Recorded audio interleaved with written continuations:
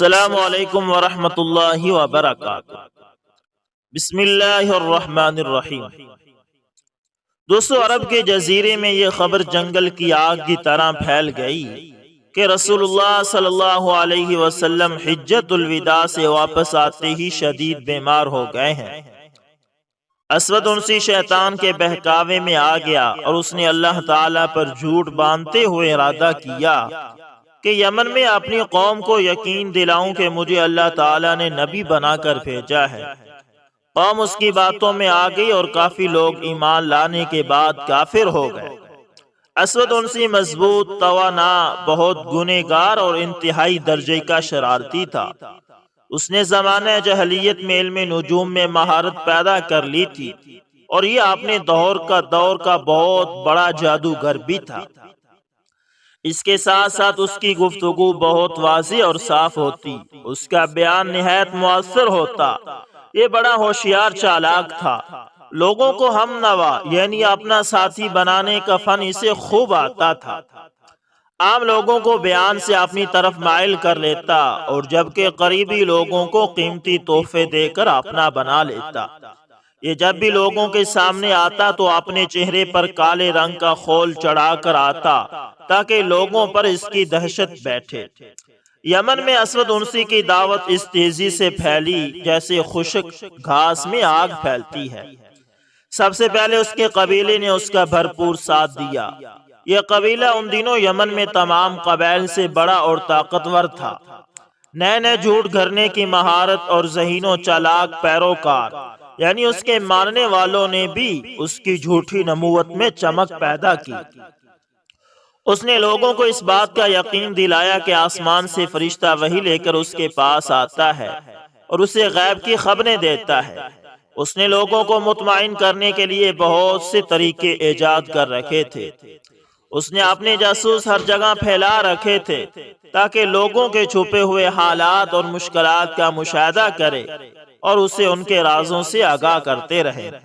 جاسوس پہلے لوگوں کی مشکلات معلوم کرتے، پھر ان کی دلی خواہشوں کو جان کر انہیں اسود عنسی سے پناہ اور مدد طلب کرنے کے لیے تیار کرتے۔ جو شخص بھی اسود عنسی کے پاس فریاد لے کر جاتا، جاسوس اس کے وہاں پہنچنے سے پہلے ہی اسود عنسی کو اس کی مشکلات کی خبر دے دیتے۔ جو ہی فریاد لے کر آنے والا سامنے آتا اور ابھی وہ سوچ ہی رہا ہوتا کہ میں کس طرح فریاد کروں، اس دوران اسود عنسی بڑے پر اعتماد لہجے میں اس سے مخاطب ہوتا اور کہتا، تم فلاں جگہ سے آئے ہو، تمہیں یہ مشکل درپیش ہے، تم مجھے یہ بات کہنا چاہتے ہو۔ وہ ایسے عجیب و غریب انداز میں گفتگو کرتا کہ فریاد لے کر آنے والے تعجب سے انگلیاں دانتوں میں دبا لیتے اور ان کی عقلیں حیران رہ جاتی۔ تھوڑے ہی عرصہ میں اس کی شہرت بڑی تیزی سے ہر طرف پھیل گئی۔ بہت سے لوگ اس کے فرما بردار بن گئے۔ ان شیطان صفت لوگوں کے ذریعے پہلے اس نے صنعاء پر حملہ کر کے اسے اپنے قبضے میں لیا، پھر صنعاء کو مرکز بنا کر دوسرے علاقوں پر چڑھائی کی، یہاں تک کہ حضر موت سے طائف کے درمیان کا پورا علاقہ اس کے قبضے میں آ گیا اور بحرین اور عدن کے درمیانی علاقے بھی اس کے زیر اثر آ گئے۔ اسود عنسی کا مسلمانوں پر ظلم۔ جب اسود عنسی کے پاؤں جم گئے، کافی تعداد میں علاقے اور لوگ اس کے تابع ہو گئے، تو اس نے اپنے ان مخالفین کو سزا دینے کے لیے تیزی سے اقدامات کیے۔ اس کے مخالفین یعنی مخالف وہ لوگ تھے جنہیں اللہ تعالیٰ نے اپنے دین پر مضبوط ایمان کی دولت سے نوازا تھا اور جنہیں نبی کریم صلی اللہ علیہ وسلم کی صداقت پر پکا یقین تھا، اور وہ لوگ تھے جو اللہ اور رسول اللہ صلی اللہ علیہ وسلم سے سچی محبت کرتے تھے، جو حق کی تبلیغ اور باطل سے مقابلہ کرنے کو اپنے لیے فخر سمجھتے تھے۔ اس گمراہ نے اب بڑی سختی اور ظالمانہ انداز میں پکڑ دکڑ شروع کر دی اور ان حضرات کو عبرتناک سزائیں دینے لگا۔ ان عظیم شخصیات میں حضرت عبداللہ ابن ثوب رحمت اللہ تعالی سر فہرست ہیں، جو ابو مسلم خولانی کے نام سے مشہور تھے۔ حضرت ابو مسلم خولانی رحمت اللہ تعالی اپنے دین و ایمان میں بڑے سچے اور مضبوط تھے اور اعلان حق میں غیرت مند اور جرت مند بھی تھے۔ انہوں نے اپنے آپ کو اللہ تعالیٰ کے لیے وقف کر دیا تھا، دنیا اور اس کی زیب و زینت سے منہ پھیر لیا تھا، زندگی کی خوشیوں سے بالکل بے رغبتی اختیار کر لی تھی، اپنی زندگی اللہ تعالیٰ کی اطاعت اور اس کے دین کی تبلیغ کے لیے وقف کر دی تھی، اور انہوں نے اپنی فانی دنیا کو آخرت کی خاطر بیچ دیا تھا۔ لوگوں کے دلوں میں ان کا بڑا مرتبہ تھا، سبھی لوگ انہیں بزرگ، متقی اور مستجاب الدعوات سمجھتے تھے۔ حضرت ابو مسلم خولانی رحمت اللہ تعالی کا اسود انسی کی نبوت کا اقرار نہ کرنا۔ اسود انسی نے حضرت ابو مسلم خولانی رحمت اللہ تعالی کو ایسی عبرتناک سزا دینے کا فیصلہ کیا کہ جس سے تمام مخالفین کے رونگٹے کھڑے ہو جائیں اور وہ مخالفت سے باز آ جائیں۔ اس نے حکم دیا کہ صنعاء کے ایک کھلے میدان میں لکڑیاں اکٹھی کی جائیں، انہیں آگ لگا دی جائے اور لوگوں میں یہ اعلان کر دیا جائے کہ وہ فقیہ یمن ابو مسلم خولانی کی توبہ اور اسود انسی کی نبوت کے اقرار کا خوبصورت منظر دیکھنے کے لیے میدان میں جمع ہو جائیں۔ جب میدان میں لوگوں کے ہجوم کی وجہ سے پیر رکھنے کی جگہ خالی نہ رہی تو اسود انسی مقررہ وقت پر ایسے روب کے ساتھ آیا کہ مریدوں، حفاظتی دستوں اور لشکر کے جرنیلوں نے اسے اپنے گھیرے میں لے رکھا تھا، اور وہ اس چبوترے پر رکھی گئی عالی شان کرسی پر بیٹھا جو آگ کے سامنے خاص طور پر اس کے لیے رکھی گئی تھی۔ حضرت ابو مسلم خولانی رحمت اللہ تعالی کو بیڑیوں میں جکڑ کر اس کے سامنے لایا گیا۔ لوگ یہ ہیبت ناک منظر بڑے ہی تعجب سے دیکھ رہے تھے، کوئی تعجب سے منہ کھلے ہوئے تھا۔ اس جھوٹے مکار اور سرکش نے ان کی طرف بڑے تکبر سے دیکھا، پھر بھڑکتی ہوئی آگ کی طرف دیکھا، پھر حضرت ابو مسلم خولانی رحمت اللہ تعالی کی طرف متوجہ ہوا اور پوچھا، کیا تم اقرار کرتے ہو کہ حضرت محمد صلی اللہ علیہ وسلم اللہ کے بندے اور اس کے رسول ہیں؟ حضرت ابو مسلم خولانی رحمت اللہ تعالی نے فرمایا، ہاں، میں بالکل یہی گواہی دیتا ہوں کہ حضرت محمد صلی اللہ علیہ وسلم اللہ کے بندے اور اس کے رسول ہیں، وہ سید المرسلین اور خاتم الانبیاء ہیں، یعنی تمام رسولوں کے سردار اور آخری نبی ہیں۔ اسود انسی نے تیوری چڑھا کر اور اپنا مکروہ چہرہ ان کی آنکھوں کے قریب لا کر کہا، کیا تم گواہی دیتے ہو کہ میں اللہ کا رسول ہوں؟ حضرت ابو مسلم خولانی رحمت اللہ تعالی نے فرمایا، میرے کانوں میں بہرا پن اتر آیا ہے، جو تم کہتے ہو وہ بات میں سن نہیں پا رہا۔ اسود انسی نے کہا، میں تمہیں اس آگ میں پھینک دوں گا۔ حضرت ابو مسلم خولانی رحمت اللہ تعالی نے فرمایا، اگر تم مجھے اس آگ میں پھینک دو گے جو لکڑیوں سے جلائی گئی ہے تو میں اس کے ذریعے قیامت کے دن اس آگ سے بچ جاؤں گا جس کا ایندھن لوگ اور پتھر ہیں، جس پر ایسے سخت مزاج فرشتے مقرر ہیں جو اللہ تعالیٰ کا ہر حکم مانتے ہیں اور ایک لمحہ کے لیے بھی نافرمانی نہیں کرتے۔ یہ بات سن کر اسود نے کہا، میں تمہارے بارے میں جلد بازی نہیں کروں گا، میں تجھے موقع دیتا ہوں تاکہ تیری عقل ٹھکانے آ جائے۔ تھوڑی دیر کے بعد اس نے پھر یہ سوال دہرایا، کیا تو گواہی دیتا ہے کہ محمد صلی اللہ علیہ وسلم اللہ کے رسول ہے؟ آپ نے فرمایا، ہاں، میں گواہی دیتا ہوں کہ حضرت محمد صلی اللہ علیہ وسلم اللہ کے رسول ہیں۔ اللہ تعالیٰ نے انہیں دین برحق دے کر بھیجا اور آپ صلی اللہ علیہ وسلم پر رسالت ختم کر دی۔ اسود کو بہت غصہ آیا، اس نے کہا، کیا تو گواہی دیتا ہے کہ میں اللہ کا رسول ہوں؟ حضرت ابو مسلم رحمت اللہ تعالی نے فرمایا، کیا میں نے تجھے پہلے نہیں کہہ دیا تھا کہ تیری اس بات کو میرے کان سننے کے لیے آمادہ ہی نہیں ہے؟ یہ جواب سن کر اور حضرت ابو مسلم رحمت اللہ تعالی کے چین و اطمینان کو دیکھ کر اسود انسی غصے سے آگ بگولا ہو گیا۔ اس نے ارادہ کیا ہی تھا کہ انہیں آگ میں پھینکنے کا حکم دے۔ اتنے میں اس کا ایک قریبی ساتھی آگے بڑھا اور کان میں یہ بات کہی، جیسا کہ آپ جانتے ہیں کہ یہ شخص پاکیزہ دل، مستجاب الدعوات ہے۔ یاد رکھیے، اللہ تعالیٰ اپنے مومن بندے کو ہرگز ذلیل و رسوا نہیں کیا کرتا۔ اگر آج آپ نے اسے آگ میں پھینک دیا اور اللہ تعالیٰ نے اسے بچا لیا تو اسی لمحے آپ کی عزت مٹی میں مل جائے گی اور لوگ اسی میدان میں آپ کی نبوت کو جھٹلا دیں گے۔ اگر آگ نے اسے جلا دیا تو لوگوں کی نظروں میں اس کی عزت و مرتبہ مزید بڑھ جائے گا، لوگ اسے شہیدوں کی صف میں لا کھڑا کریں گے۔ میری مانے اس کو چھوڑ کر اس پر احسان کریں، اسے ملک بدر کر دیں اور اپنی جان چھڑوائیں۔ اسود انسی نے اپنے چیلے کا مشورہ مانتے ہوئے حضرت ابو مسلم خولانی رحمت اللہ تعالی کو فوراً ملک سے نکل جانے کا حکم دیا۔ حضرت ابو مسلم خولانی رحمت اللہ تعالی نے مدینہ کا رخ کیا۔ رسول اللہ صلی اللہ علیہ وسلم کی زیارت کا شوق دل میں ابھر رہا تھا۔ یہ آپ صلی اللہ علیہ وسلم کی زیارت سے پہلے ہی ایمان لا چکے تھے۔ دل آپ صلی اللہ علیہ وسلم کی صحبت کے لیے بے چین تھا، لیکن یہ ابھی مدینے کی حدود میں پہنچے ہی تھے کہ انہیں نبی کریم صلی اللہ علیہ وسلم کے انتقال اور حضرت صدیق اکبر رضی اللہ تعالی عنہ کے خلیفہ بننے کی اطلاع ملی، تو انہیں آپ صلی اللہ علیہ وسلم کی وفات پر دلی صدمہ ہوا۔ حضرت عمر رضی اللہ تعالی عنہ سے ملاقات۔ حضرت ابو مسلم خولانی رحمت اللہ تعالی مدینہ منورہ پہنچے اور مسجد نبوی جانے کا ارادہ کیا۔ مسجد نبوی کے قریب پہنچ کر اپنی اونٹنی کو دروازے کے پاس باندھ دیا، حرم نبوی میں داخل ہوئے، روضہ رسول پر سلام عرض کیا، پھر مسجد کے ایک ستون کی آڑ میں کھڑے ہو کر نماز پڑھنے لگے۔ جب نماز سے فارغ ہوئے تو حضرت عمر بن خطاب رضی اللہ تعالی عنہ ان کے قریب آئے اور فرمایا، تم کون ہو، کہاں سے آئے ہو؟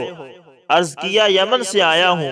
حضرت عمر رضی اللہ تعالی عنہ نے پوچھا، ہمارے ان ساتھی کا کیا بنا جنہیں جلانے کی خاطر اللہ کے دشمن نے آگ بھڑکائی تھی، لیکن اللہ تعالی نے انہیں نجات دے دی؟ آپ نے عرض کیا، وہ اللہ کے فضل و کرم سے خیر و عافیت سے ہے۔ حضرت عمر رضی اللہ تعالی عنہ نے فرمایا، میں تمہیں قسم دے کر پوچھتا ہوں، کہیں وہ تم ہی تو نہیں؟ عرض کیا، ہاں وہ میں ہی ہوں۔ حضرت عمر رضی اللہ تعالی عنہ نے ان کی پیشانی کو چوما اور فرمایا، کیا تم جانتے ہو کہ اللہ تعالیٰ نے اپنے اور تمہارے دشمن کے ساتھ کیا سلوک کیا؟ انہوں نے عرض کیا، نہیں، مجھے کچھ پتا نہیں، جب سے میں نے یمن کو چھوڑا ہے مجھے کوئی خبر نہیں۔ حضرت عمر رضی اللہ تعالیٰ عنہ نے فرمایا، اللہ تعالیٰ نے اسے دوسرے مومنوں کے ہاتھوں قتل کرا دیا، اس کی حکومت ختم ہو گئی اور اس کے پیروکار دین اسلام کی طرف لوٹ آئے۔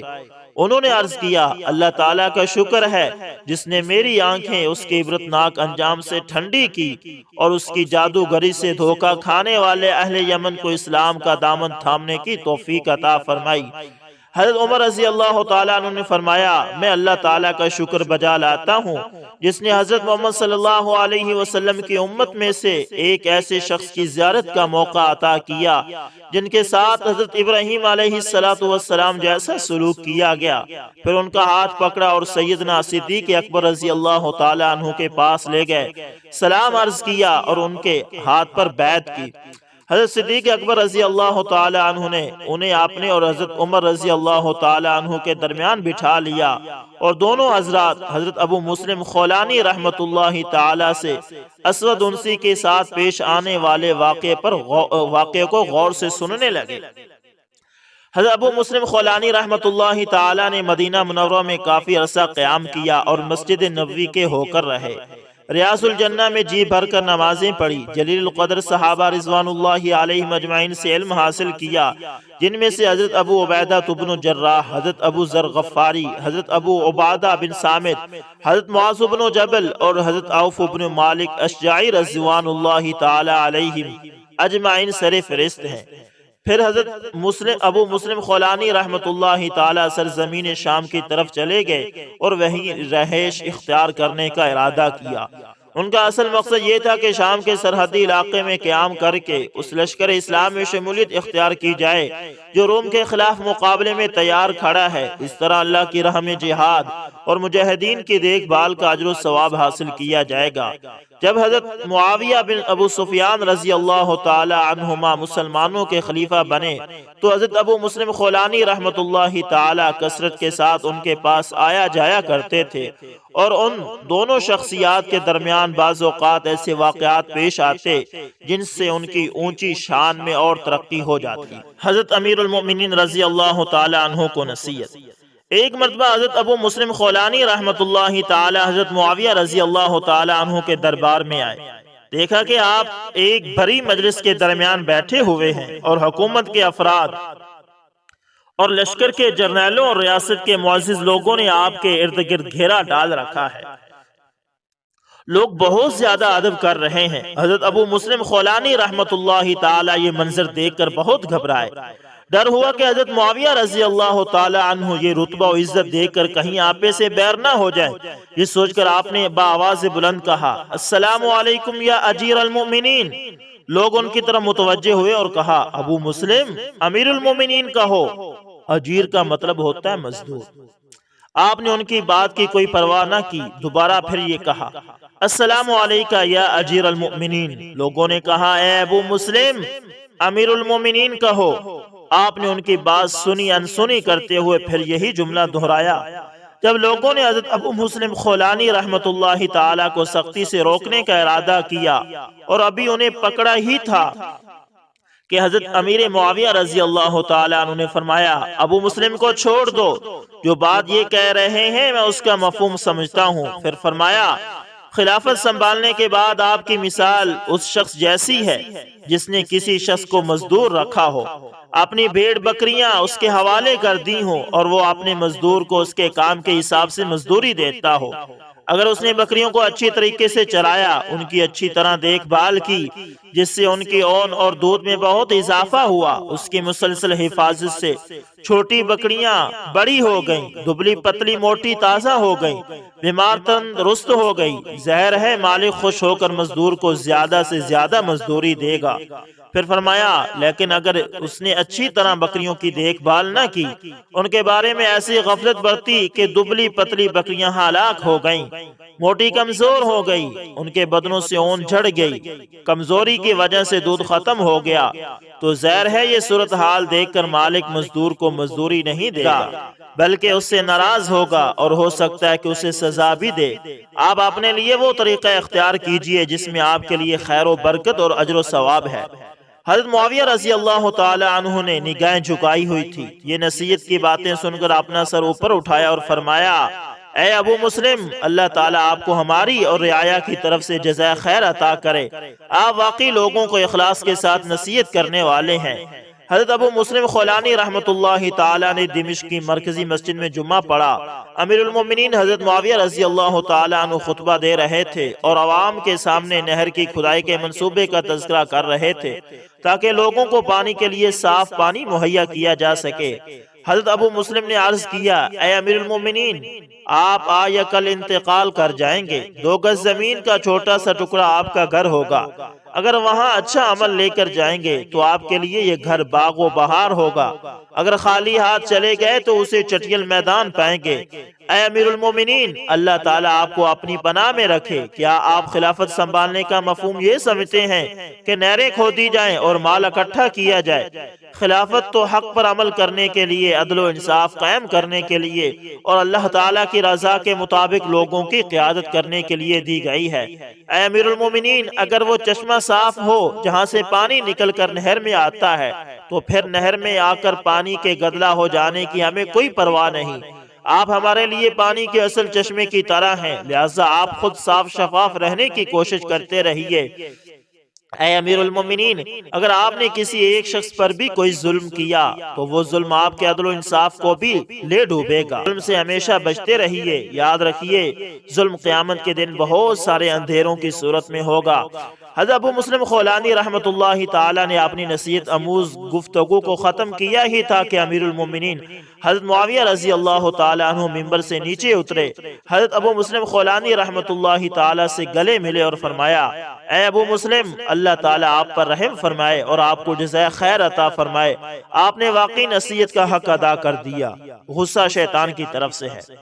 ایک مرتبہ حضرت معاویہ رضی اللہ تعالی عنہ نے ممبر پر بیٹھ کر خطبہ دینا شروع ہی کیا تھا کہ صورتحال یہ تھی کہ لوگوں کو 2 ماہ سے بیت المال میں سے ان کا حق ادا نہیں کیا گیا۔ اتنے میں حضرت ابو مسلم خولانی رحمۃ اللہ تعالی ذرا غصے کے انداز میں بولے، اے امیر المومنین، یہ مال نہ آپ کا ہے اور نہ آپ کے ماں باپ کا، آپ نے لوگوں کا حق کیوں روک رکھا ہے؟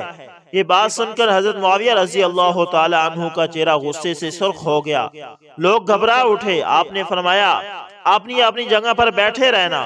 پھر آپ رضی اللہ تعالی عنہ ممبر سے نیچے اترے، وضو کیا اور دل پر پانی کے چھینٹے مارے، پھر ممبر پر چڑھے اور اللہ تعالیٰ کی حمد و ثنا بیان کرنے کے بعد ارشاد فرمایا، ابو مسلم نے ابھی کہا تھا کہ یہ مال نہ میرا ہے اور نہ میرے ماں باپ کا۔ سنو، ابو مسلم نے بالکل سچ کہا، میں نے رسول اللہ صلی اللہ علیہ وسلم کو یہ ارشاد فرماتے ہوئے سنا، جس کا ترجمہ یہ ہے، غصہ شیطان کی طرف سے آتا ہے اور شیطان کو آگ سے پیدا کیا گیا ہے۔ پانی آگ کو بجھاتا ہے۔ جب تم میں سے کسی کو غصہ آئے تو وہ نہا لیا کرے۔ اور پھر فرمایا، لوگو اپنے حقوق آج بیت المال سے وصول کر لینا۔ حضرت ابو مسلم خولانی رحمت اللہ تعالیٰ کو اللہ تعالیٰ جزائے خیر عطا فرمائے، یہ حق بات کہنے میں بڑے ہی بے باک تھے۔ اللہ تعالیٰ امیر المؤمنین حضرت معاویہ رضی اللہ تعالیٰ عنہ سے راضی ہو، آپ نے حق بات کی طرف رجوع کرنے کا ایک مثالی نمونہ پیش کر دیا۔ تو دوستو، یہ تھے حضرت ابو مسلم خولانی رحمت اللہ تعالی، جن کی زندگی کے کچھ پہلو آپ کے سامنے پیش کیے ہیں۔ دوستو، ہماری کوشش یہ ہے کہ تمام صحابہ کرام رضوان اللہ علیہ مجمعین اور تابعین کرام رضوان اللہ تابعین رحمہم اللہ کے واقعات اور ان کی زندگیاں آپ کے سامنے پیش کریں۔ اگر آپ دلچسپی سے سننا چاہتے ہیں تو ہمارے چینل کو لازمی سبسکرائب کریں۔ ملتے ہیں کسی نیکسٹ اچھی سی ویڈیو کے اندر، تب تک کے لیے اللہ حافظ۔